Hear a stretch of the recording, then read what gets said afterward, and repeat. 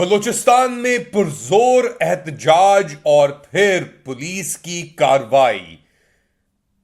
बलोचियों के शोहदाओं के जिस्म भी गायब कर दिए गए। लेट अली शो यू के इस एपिसोड में आप सबको खुशामदेद। Do like, subscribe and share this content. Balochistan के अंदर बलोच यकजहती जो मुहिम चली हुई है उसने महारंग बलोच ने एक बहुत बड़ा एहतजाज किया और उसके बाद कोयटा और दीगर इलाकों में बलूचिस्तान के पुलिस एक्शन देखा गया, क्रैकडाउन हुआ और फिर जो तस्वीरें सामने आ रही हैं वो बहुत ही अफसोसनाक हैं। टीयर गैस शेल्स यूज किए गए, बीवाईसी के जो प्रोटेस्टर्स थे उनके ऊपर लाठी चार्ज किया गया, खाली रबर बुलेट्स चलाई गई और तशद्दुद और जबर के साथ ये जो निज़ाम है इसने ये एहतजाज को मुस्तरद करने की कोशिश की गई।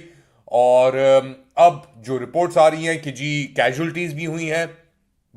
बलोच यकजहती जो मूवमेंट है, कमेटी है, उसने कहा है कि उनके 3 लोग जहां वहां हुए हैं और 13 से ज्यादा को इंजरीज भी हुई हैं। दूसरी जानिब से पुलिस के एहलकार कह रहे हैं कि 10 पुलिस एहलकार जख्मी हुए हैं। अब इसके बाद जो चीफ ऑर्गेनाइजर हैं बलूचिस्तान यकजहती कमेटी की, डॉक्टर मारंग बलोच, उन्होंने एक और कॉल दी है शटर डाउन स्ट्राइक की।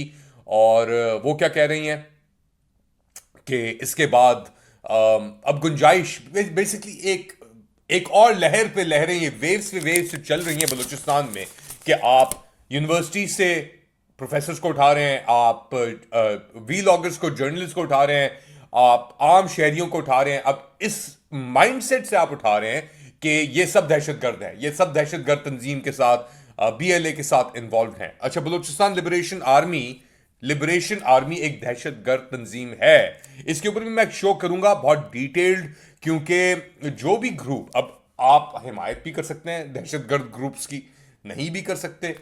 जैसे हमास एक दहशतगर्द ग्रुप माना जाता है, सही है। अब उसका मॉरल इक्विवेलेंस क्या है, वो सही लड़ रहा है नहीं लड़ रहा है, वो आपके अपने जाती बायस के ऊपर डिपेंड करता है। मगर अगर आप सिविलियंस को दहशत का निशाना बनाते हैं सियासी मकासद पूरे करने के लिए, तो आप एक दहशतगर्द हैं। चाहे वो बलूचिस्तान लिबरेशन आर्मी हो, चाहे वो कोई भी अफवाज हो जो दहशत इस्तेमाल करे, चाहे वो इजरायली आर्मी हो या दूसरी आर्मी हो, तो दहशत दहशत होती है। मगर दहशतगर्द तंजीम जो है वो एक नॉन स्टेट एक्टर बेसिकली होता है और बीएलए एक दहशतगर्द तंजीम है। जैसे दाइश एक दहशतगर्द तंजीम है, जैसे और दीगर तंजीमें दहशतगर्द थीं। आप सीरिया का एग्जाम्पल ले सकते हैं, वहां पे हयात तहरीर शाम की एफिलिएशंस थी अल-कायदा के साथ, एफिलिएशन थी दाइश के साथ, खुरासान दूर की बात है, खैर दाइश के साथ एफिलिएशन थी, ये जुलानी की वो उसका हिस्सा भी थे। फिर उसके बाद वो अल-कायदा में दोबारा शमूलियत हुई, फिर उसके बाद वो ब्रेक ऑफ हुआ, हयात तहरीर शाम बना और फिर इवॉल्व होते हुए अब वो इंटरिम हुकूमत बन के सामने आ गई है। तो फिर ये जो टाइटल्स हैं ये चेंज होते रहते हैं। दहशतगर्द कौन है, कौन उससे करार देता है, अक़वाम मुत्तहिदा की कौन सी कुव्वतें साथ खड़ी होती हैं, नहीं होती, ये सब चीजें आके इस फैक्टर के अंदर जाती हैं।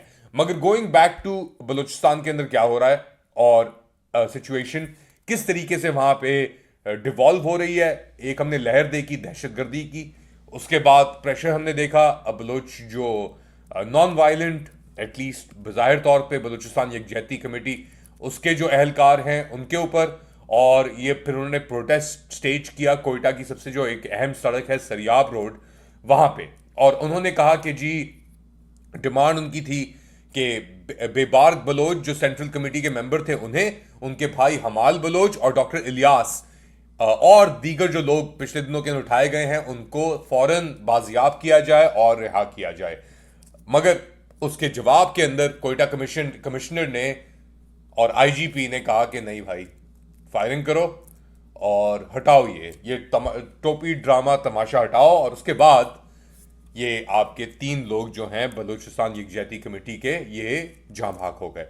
दूसरी जानिब से सियासी रद्द-ए-अमल के ऊपर पाकिस्तान तहरीक इंसाफ ने स्ट्रांगली कंडेम किया है, बहुत एहतजाज किया है कि ये जो बलूच यकजहती कमेटी कोयटा के प्रोटेस्टर्स के ऊपर हमला किया गया है, उसके बाद पीटीआई कह रही है कि ये बिल्कुल नामंजूर है, क्योंकि पीटीआई ने भी यही सफर किया है।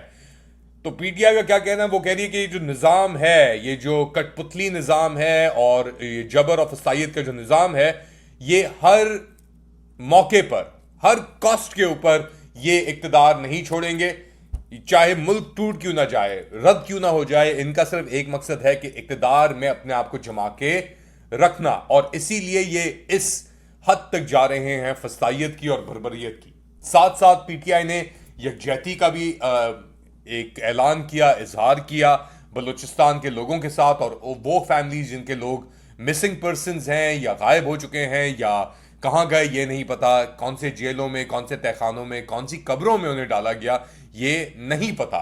तो पीटीआई अब फौरी तौर पर अकाउंटेबिलिटी और एहतसाब की बात कर रही है। उनका जो स्टेटमेंट स्पेसिफिकली आया उसके अंदर वो कह रहे हैं the voices of the people, लोगों की आवाज खामोश नहीं की जा सकती, और जो भी ये कोशिश कर रहा है उसको इसका अंजाम जरूर मिलेगा।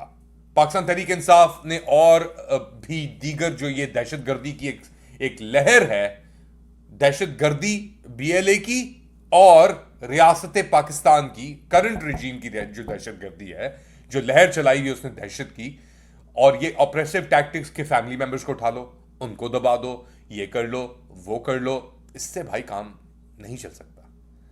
क्योंकि फिर आप जब फैमिलियों के ऊपर आते हैं तो चलें, आप बलोच तो निकले हुए हैं, मगर अगर और लोगों की फैमिलीज की तरफ आप इशारा करते हैं या बढ़ते हैं तो फिर इंसान मजबूर हो जाता है या तो डरने में, छुपने में, या लड़ने में। कोई बीच का ग्राउंड नहीं रहता कि जब आप फैमिलीज के ऊपर वार करते हैं आप हर हदूद आप पार कर लेते हैं, जैसे आपने बलूचिस्तान में की है, जैसे अब आप कर रहे हैं केपीके के अंदर। आपके हाथ से सिचुएशन जा चुकी है क्योंकि वहां पे भी अटैक दिन ब दिन हो जा रहे हैं, और मोहम्मद डिस्ट्रिक्ट के अंदर अब एक अटैक हुआ है अफगानिस्तान के बॉर्डर के साथ लगता है ये। एक और इंसिडेंट हुआ कमारगा पोस्ट के ऊपर अफगान साइड के अंदर, जहां पे लोगों ने फायरिंग की पाकिस्तानियों के ऊपर, और उसके अंदर भी एक सिक्योरिटी एहलकार जख्मी हुआ है। एक पुलिस स्टेशन लकी मरवत के ऊपर हमला हुआ जिसको रोकने में कामयाब रहे पुलिस वाले। और बेसिकली अब सिचुएशन, यानी हर कोई अगर ख्वारिज है, हर कोई अगर आपका एनिमी है, तो बस फिर आप कैसे चैन की जिंदगी आप जिएंगे? किसके पास आप जाएंगे अपने दर्द और अपने अफसाने लेकर, अगर आपके दिमाग के अंदर यही चीज बैठी हुई है कि यार हर कोई मेरा दुश्मन है, हर एक इंसान, हर एक खानदान एक कील के बराबर है, और मैं ही वो हथौड़ा हूं जो इस कील को अंदर डाल सकता है। अब कैसे, क्यों, किधर, कोई जवाब नहीं। ये सिचुएशन है आपके मुल्क की। आप क्या समझते हैं क्या हो रहा है? बताएं मुझे कमेंट सेक्शन में। Do like, subscribe and share this content. अपना ख्याल रखें, अगली बार तक अल्लाह।